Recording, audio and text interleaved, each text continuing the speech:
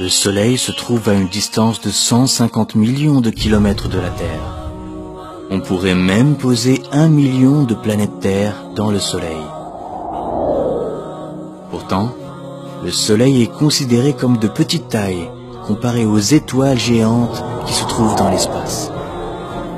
L'étoile Eta Carinae, par exemple, est 5 millions de fois plus grande que notre Soleil. L'étoile Betelgeuse est 300 fois plus grande que Eta Carinae. Si on la mettait à la place de notre Soleil, elle serait aussi loin que Jupiter. Ensuite, nous avons ce monstre, Canis Majoris, la plus grande étoile découverte à nos jours. Elle est 1000 milliards de fois plus grande que notre Soleil.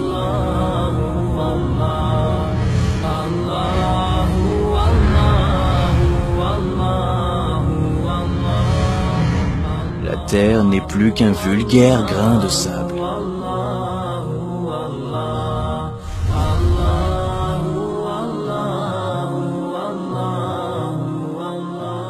Où sommes-nous dans cet univers? Découvrons-le ensemble.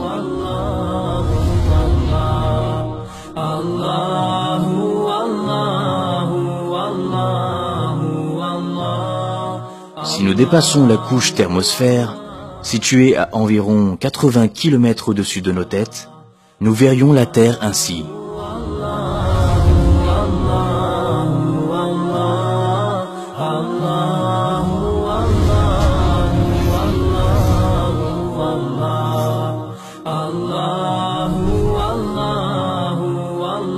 Voici les noms des satellites. Ils ont été mis en orbite autour de la Terre.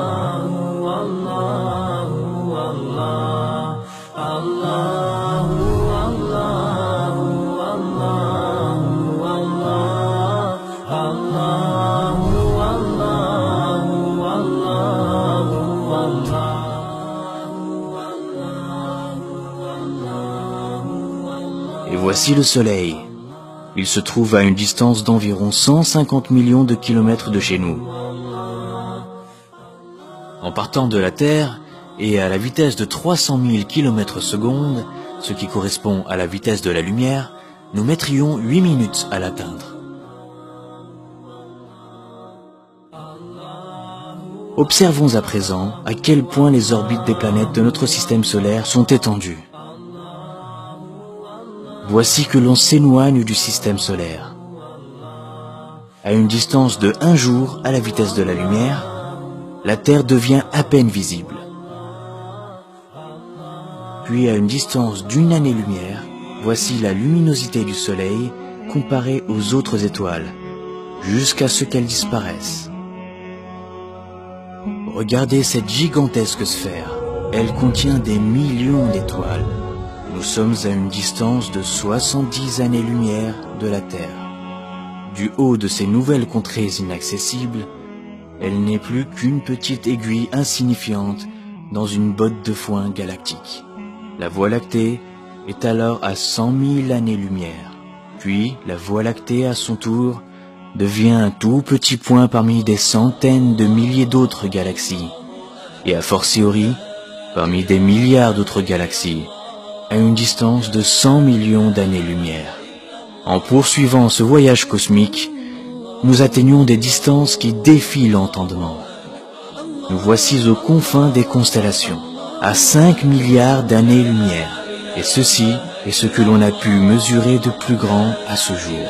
Ce sont les cartes les plus lointaines que l'on puisse observer, et les derniers reflets du Big Bang.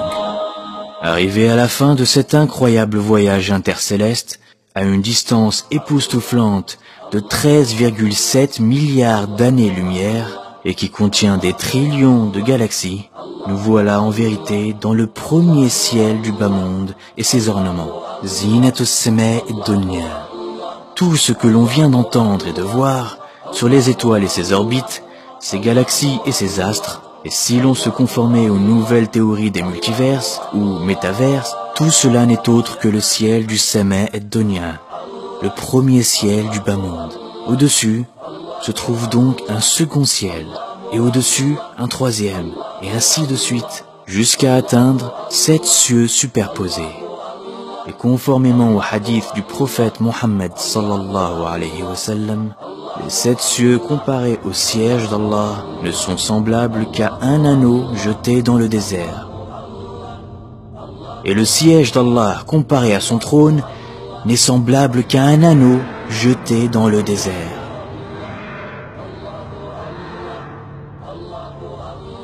Si tout ce vaste univers qui dépasse l'entendement n'est autre que la pièce de monnaie et le désert, le trône d'Allah, alors imaginons la grandeur d'Allah.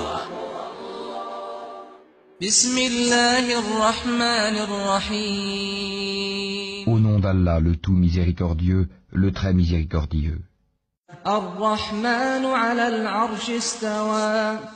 Le tout miséricordieux s'est établi istawa sur le trône. Alors, c'est qui le plus grand de l'univers? Allahu Akbar.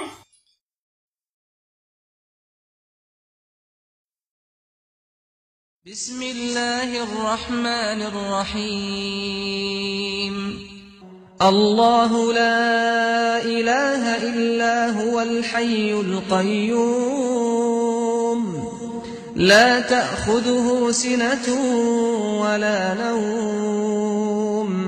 له ما في السماوات وما في الأرض من ذا الذي يشفع عنده إلا بإذنه يعلم ما بين أيديهم وما خلفهم ولا يحيطون بشيء من علمه إلا بما شاء وسع كرسيه السماوات والأرض ولا يؤوده حفظهما وهو العلي العظيم